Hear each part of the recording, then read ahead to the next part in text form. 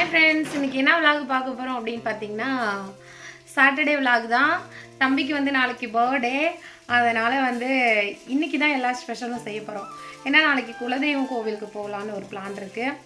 இன்றைக்கி நாளைக்கு அப்புறம் நான்வெஜ் எதுவும் சமைக்க முடியாது. அதனால் தம்பிக்கு இன்றைக்கி வந்து பார்த்தீங்க அப்படின்னா சிக்கன் பிரியாணி மதியமாக செய்ய போகிறோம். இப்போ வந்து காலையில் தோசை அவர் தான் ஊற்றி கொடுக்குறாரு எங்களுக்கு. தம்பிக்கு என்ன மாதிரி ட்ரெஸ் எடுக்க போகிறோம் அப்படிங்கிறது ஃபுல்லாகவே இன்றைக்கி இந்த சாட்டர்டே இன்றைக்கி ஃபுல்லாக எனக்கு என்ன ஒர்க் இருக்குது அப்படிங்கிறது தான் இந்த vlogல பார்க்க போகிறோம். வாங்க வீடியோக்குள்ளே போகலாம். சபரி ஹாய் சொல்லு. அவன் ஏன் அப்படி சொல்கிறான் அப்படின்னா கோச்சுக்காதீங்க யாரும். தம்பி வந்து ஸ்கூலில் விளாண்டுட்டு இருக்கும்போது விழுந்து இந்த உதடு இருக்கு இல்லையா, அங்கே ஃபுல்லாக அப்படியே வெட்டி வீங்கி போயிருக்கு பிள்ளைக்கு. பர்த்டே அதுவும் இப்படி நடந்துருச்சு. ரொம்பவே கஷ்டமாக இருக்குது மனசுக்கு. சரி வாங்க வீடியோ கொடுக்கலாம். பிரியாணி சட்டியை வச்சாச்சு அடுப்பில். நெக்ஸ்ட்டு வந்து பார்த்தீங்கன்னா நான் கொஞ்சம் பிரியாணி டிஃப்ரெண்டாக செய்வேன். பாருங்கள், இந்த டேஸ்ட்டில் செஞ்சு பாருங்கள், நல்லாயிருக்கும். ஓகேவா? எண்ணெயை நல்லா வந்து ஊற்றிக்கலாம். எண்ணெய் விட்டாச்சு. நான் வந்து விறகடுப்பில் செய்கிறதா தான் இருந்துச்சு பிளானு. ஆனால் வெளியில் பார்த்தீங்கன்னா ரொம்ப வெயில் அதிகமாக அடிக்குது. அதனால நான் வந்து வீட்டுக்குள்ளேயே செய்கிறேன். அடுப்பு வந்து கீழே வச்சிட்டேன். நின்றுட்டு செய்கிறதுக்கு ஒரு மாதிரியாக இருந்துச்சு, கஷ்டமாக இருந்தது. சரி உட்காந்துக்கிட்டே பிரியாணியை போட்டுடலாம் அப்படின்னு சொல்லிட்டு உட்காந்துட்டே பிரியாணி செய்கிறேன். பிரிஞ்சி இலை வந்து பார்த்தீங்கன்னா ஒரு 2 இலை போட்டுக்கிறேன். 2 இலை போட்டாச்சு. நெக்ஸ்ட்டு வந்து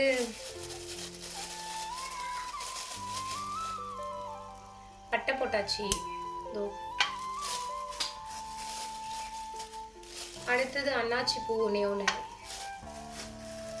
அடுத்தது ஒரு 6-4 கிராம்பு. அடுத்தது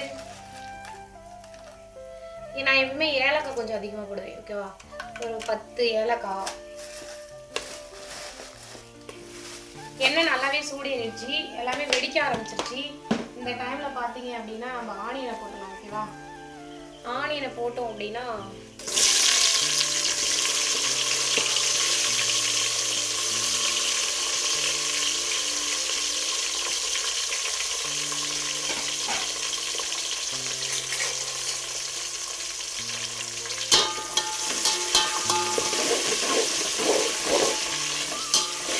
நல்லா இது உருகிற அளவுக்கு ஆனியனை வந்து நம்ம இப்போ என்ன பண்ணுவோம்னா நல்லா வந்து வேக வச்சுக்கலாம். ஓகேவா? வெங்காயம் நல்லா பொன்னிறமாக வணங்கிருச்சு. இப்போ வந்து நம்ம அரைச்சி வச்சுருக்க தக்காளி, புதினா, கொத்தமல்லி இது எல்லாத்தையுமே அதில் சேர்த்துக்கலாம். நான் எப்பயுமே பார்த்தீங்கன்னா புதினா, கொத்தமல்லி இதெல்லாம் அரைச்சி தான் சேர்த்துப்பேன்.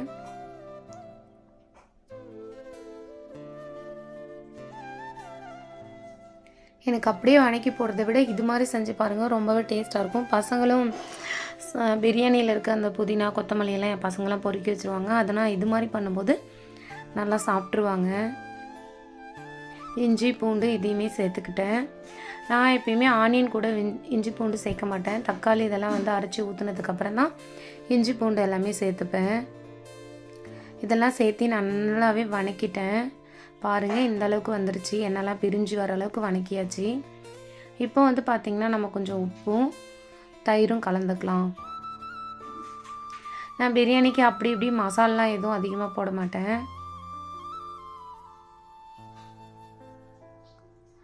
இது வந்து பார்த்திங்கன்னா கொஞ்சமாக தனி மிளகாத்தூள் இருக்குங்க இல்லையா, அது கொஞ்சம் சேர்த்துக்கலாம். காஷ்மீரி மிளகாத்தூள் கொஞ்சம் லைட்டாக சேர்த்துக்கோங்க. நான் அது சேர்க்கும் போது வீடியோ எடுக்க மறந்துட்டேன். என்னுடைய வீடியோ பிடிச்சிருந்துச்சி அப்படின்னா லைக் பண்ணுங்கள், ஷேர் பண்ணுங்கள், கமெண்ட் பண்ணுங்கள். என்னுடைய சேனலை சப்ஸ்கிரைப் பண்ணி வச்சுக்கோங்க. கீழே இருக்க பெல் ஐக்கானையும் கிளிக் பண்ணிக்கோங்க. அப்போ தான் நான் போடுற வீடியோ உங்களுக்கு உடனே நோட்டிஃபிகேஷனாக வரும்.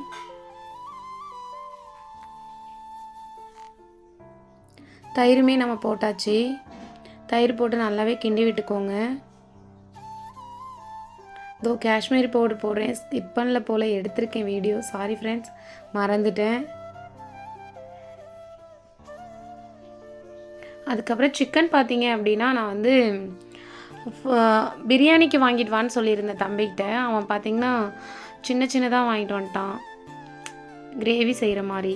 சரி ஓகே பரவாயில்லன்னு சொல்லிட்டு நாங்கள் அப்படியே போட்டோம். இதுவுமே நல்லா தான் இருந்துச்சு, ஒரு விதமான டேஸ்ட் இருந்துச்சு. பீஸ் எல்லாமே நல்லா வெந்து சூப்பராகவே இருந்துச்சு. இது மாதிரி பிரியாணி செஞ்சு பாருங்கள், ரொம்பவே டேஸ்ட்டாக இருக்கும், சூப்பராக இருக்கும்.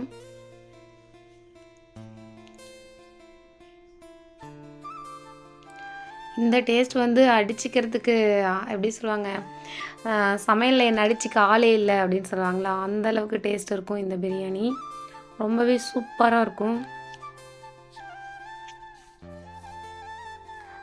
ஒரு பெரிய ஹோட்டலில் செஞ்சால் எந்த அளவுக்கு டேஸ்ட் இருக்குமோ அந்தளவுக்கு டேஸ்ட் கிடைக்கும்.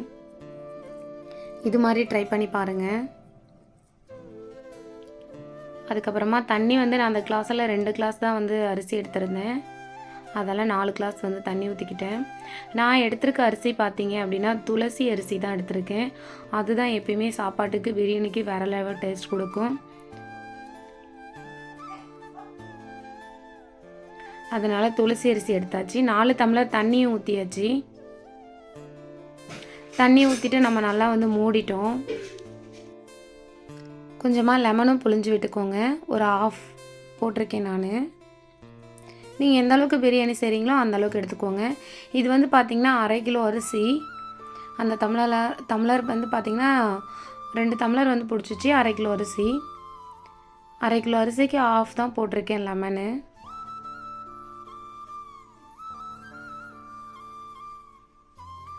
நல்லாவே கொதிச்சு வந்துருச்சு. கொதிச்சு கறி எல்லாமே நல்ல ஒரு அரை பதத்துக்கு வந்து வெந்துருச்சு. இதுக்கப்புறம் நம்ம வந்து அரிசி போட்டு அது தம் போடும்போது கரெக்டாகிடும்.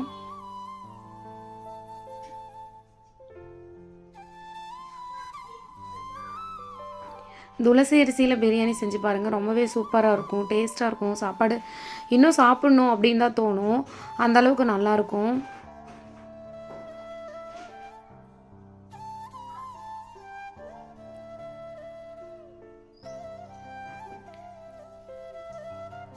நான் வந்து 1/2 கிலோ அரிசியில் தான் பிரியாணி சமைச்சேன். எங்களுக்கு ஒரு வேளைக்கு போதும் அப்படிங்கிறதுனால கம்மியாகவே பண்ணிக்கிட்டேன். நைட்டுக்கு தோசை இது மாதிரி வேறு ஏதாவது சமைச்சிக்கலாம் அப்படின்னு சொல்லிட்டு எல்லாத்தையுமே நல்லா கிண்டி விட்டுட்டு மூடி போட்டு நல்லா தம் போட்டேன். நான் பார்த்தீங்க அப்படின்னா தம் எப்படி போட்டேன் அப்படின்னா, நல்லா வாழை இலையை வச்சு இதுக்கு மேலே வந்து அரை பதம் சாப்பாடு வேகும் இல்லையா, அந்த ஸ்டேஜில் பார்த்தீங்க அப்படின்னா கொஞ்சமாக மேலே நெய் விட்டு ஒரு வாழை இலை போட்டு மூடிடுங்க. மூடிட்டு நல்லா தம் போட்டுருங்க. தம்மு வந்து கீழே அடியில் தோசைக்கல் வச்சு மேலே வந்து சுடு தண்ணி வச்சு தூக்கி வச்சுருங்க. நான் அந்த வீடியோ எடுக்கலை, அவ்வளோதான். பாருங்கள், பிரியாணி ரொம்பவே சூப்பராக டேஸ்டான பிரியாணி ரெடி ஆகிடுச்சு.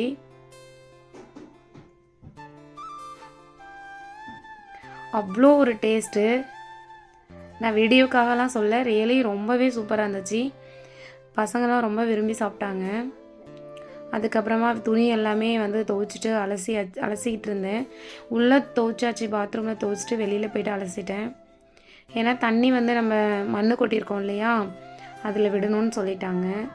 மழை பெஞ்சுது, இருந்தாலும் சரி ஓகே, நம்ம அப்படியே அலசுகிற தண்ணி ஃபுல்லாக அதில் போய்டும்ல.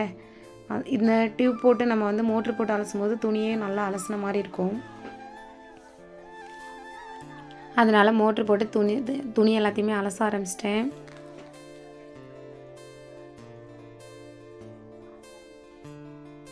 சாயந்தரமாக ஆகிடுச்சு, நேரமாக எல்லா வேலையும் முடிச்சுட்டு ரீல்ஸ்லாம் எடுக்கணும் அப்படிலாம் நினச்சிட்டு இருந்தேன். ஆனால் அதுக்கான வாய்ப்பே கிடைக்கல நமக்கு. ரொம்பவே டைம் ஆகிடுச்சு. சரி ஓகே அப்படின்னு சொல்லிட்டு இருக்கிற ஏதாவது வீடியோ இருக்கும் அதை போட்டுக்கலாம் அப்படின்ட்டு விட்டேன். நம்ம வீடு பார்த்திங்கன்னா இப்போ இப்படி தான் இருக்குது. ஃபுல்லாக சாமான், சட்டி, முட்டி, கல், குப்பையும் மேடுமா தான் இருக்குது வாசலில். வீடு கட்டினாவே இப்படி தான். என்னுடைய வீடியோ பிடிச்சிருந்துச்சுன்னா லைக் பண்ணுங்கள். Bye friends.